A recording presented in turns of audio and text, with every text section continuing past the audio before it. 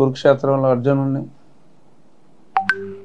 మీద బాణాలు వేస్తే డోంట్ కేర్ అని ఎలా అంటాడో అలాగే నా మీద శత్రువులు అందరూ కలిసి కట్టకట్టుకొచ్చి నన్ను ఒక్కడిని చేసి నా మీద పంగలకరతో రాయేసి కొడితే నేను భయపడతానా?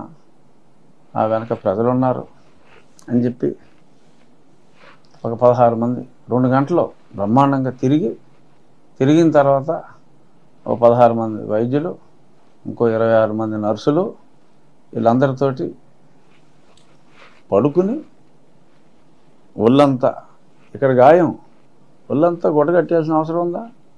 గ్రీన్ గుడ్డ కట్టేసుకుని ఇలా కళ్ళు మూసుకుని ఒక చిన్న ప్లాస్టర్ వేసుకుని చిక్కటి చిరునవ్వుతో బయటకు వచ్చాను. ఇప్పుడు ఆ ప్లాస్టర్తో నిన్న మీటింగ్లో బాగున్నాడు, హ్యాపీగా ఉన్నాడు, ఎక్కడ కవిలిన దాఖలాలు లేవు, ఆ మేకప్ తీసేసినట్టున్నారు.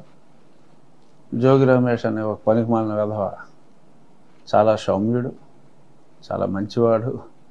ఏంటి చంద్రబాబు నాయుడు గారి మీద దాడి చేయడానికి వెళ్ళి వినతి పత్రం ఇవ్వడానికి వెళ్ళానని చెప్పినవాడు నన్ను అసెంబ్లీలో లుచ్చా అని నా కొడుకు నన్ను తిడితే అచ్చా నువ్వు నాకు నచ్చావు అని చెప్పి వెంటనే మంత్రి చేసినాడు జగన్మోహన్ రెడ్డి.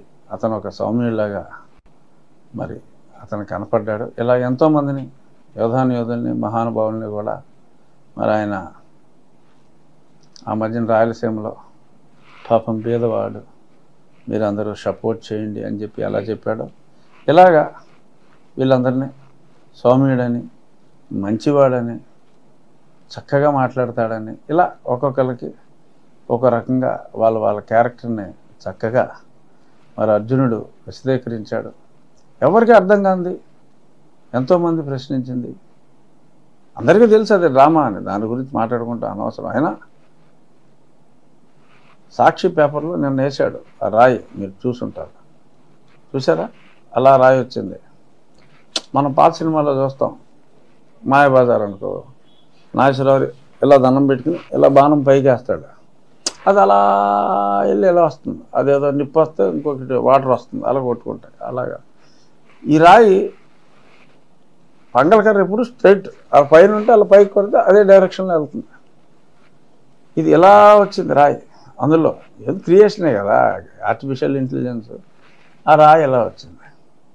పోని ఆ రాయే జగన్మోహన్ రెడ్డికి ఇక్కడ తగిలేసింది అనుకో, అది వెళ్ళి ఒకటే రాయని కూడా రాస్తున్నాడు పేపర్లో, అది వెళ్ళి ఎవరికి? ఎల్లంపల్లి తగిలిందంట ఆ రాయి. ఆ రాయి ఎక్కడ దొరకలేదు అక్కడ, అది వేరే విషయం, ఎవరో జేబులో వేసుకుపోయి ఉంటాడా మరి ఏంటో తెలియదు. ఎల్లంపల్లి శుభ్రంగా ఉన్నాడు. ఆ తర్వాత ఎల్లంపల్లి కూడా ఒక డ్రామా మొదలెట్టాడు.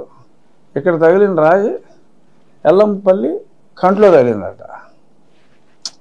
ఇక్కడ రాయి తగిలేసింది అనుకో, బలంగా తగిలేసి కింద పడిపోద్దా రాయి?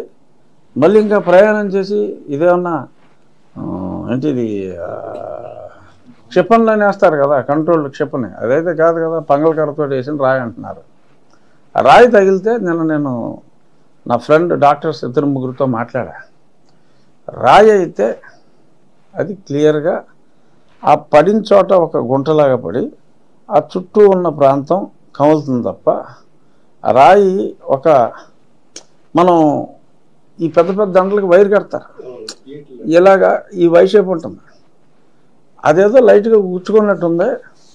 అది కూడా ఆ లైట్లు ఆపి ఈ స్టోన్ డ్రామా క్రియేట్ చేయడం కోసం ఈ దండ వస్తే దండలోది గుచ్చుకోకపోయినా ఏదో లైట్గా కోడి కత్తిలాగా ఏదో ఇలా గుచ్చుకుని రాయి తగిలిందని చెప్పి ఒక అద్భుతమైన నటన పండించాడు. సో నేను ఎమ్మెల్యే క్యాండిడేట్ని, నాకు కూడా ఎంతో కొంత ఉపయోగం ఉంటుందని చెప్పి మన ఎల్లంపల్లి కూడా నా కంట్లో కూడా తగిలింది అన్నాడు. అదే రాయి ఈ నుదుడు తగిలట, మళ్ళీ ఈ కంట్లో తగిలిందట. తర్వాత రాయి ఏమైపోయిందో తెలియదట. మనవాడు శుభ్రంగా ఉన్నాడు. అది అయిన తర్వాత ఏదో కన్ను అలుపుకున్నాడు తప్ప ఏమీ లేదు. ఆ తర్వాత కన్ను మొత్తం మూసేశారు. సరే, నాగార్జున గారు అవార్డు ఇవ్వలేదు, జగన్కి ఇచ్చాడు, అది వేరే విషయం. ఆ కన్ను మూసేసి అతను కూడా అతన్ని ఏంటది సానుభూతి అని అల్లం తెలుసు కదా, అయినా సరే పలకరించడానికి వచ్చి నవ్వుకుంటున్నారు. ఆ ఫోటోలు చూసా, సరే అక్కడ నవ్విన వ్యక్తి నా స్నేహితుడే కాబట్టి నేను పేరు చెప్పను, నవ్వుతున్నారు. బా గొప్పగా యాక్ట్ చేసేవారు అని వాళ్ళు నవ్వుకుంటాం. అంటే ప్రజల్ని అమాయకులు చేయటం. దాంతో అసలు ఎవరో సీనియర్ జర్నలిస్టు అసలు సినిమా యాక్టర్లో పనులుంటే వస్తారు, హత్యా ప్రయత్నం నుంచి బయటపడిన జగన్మోహన్ రెడ్డి గారి గురించి సినిమా యాక్టర్లో ఆ మాత్రం సానుభూతి తెలపరా అని చెప్పి ఒక ఏదో శ్రావణ ఎవరో వెరీ సీనియర్ జర్నలిస్ట్ అట చెప్పుకుంటున్నారు. వాళ్ళు చాలా సినిమా యాక్టర్ల మీద కూడా విరుచుకుపడ్డారు. సినిమా వాళ్ళు చేసేదే యాక్టింగ్, వాళ్ళకి మామూలు యాక్టింగ్ ఈజీగా అర్థమైపోయింది. అది సింపతి చెప్తే దరిద్రంగా ఉంటుందని చెప్పి వాళ్ళ సింపతి చెప్పలేదు. వీళ్ళే సింపతి చెప్పేసుకుంటాం. ఎవరన్నా అలా కొట్టించుకుంటారా, మీరు ఎవరన్నా కొట్టించుకుంటారా అని చెప్పి సజ్జలు అడిగాడు. యాక్ట్ చేస్తే నిజంగా కొట్టించేసుకుంటారేంటి అని. ఎవరు చెప్పాడు నిజంగా కొట్టించేసుకున్నాడని? ఏదో లైట్గా గీరుకున్నాడు ఎలక్షన్ కోసం, మరి జనం రావట్లేదు, సానుభూతి కోసమైనా జనం వస్తారని చెప్పి ఏదో గులకరాయి స్టోరీ అల్లాడు.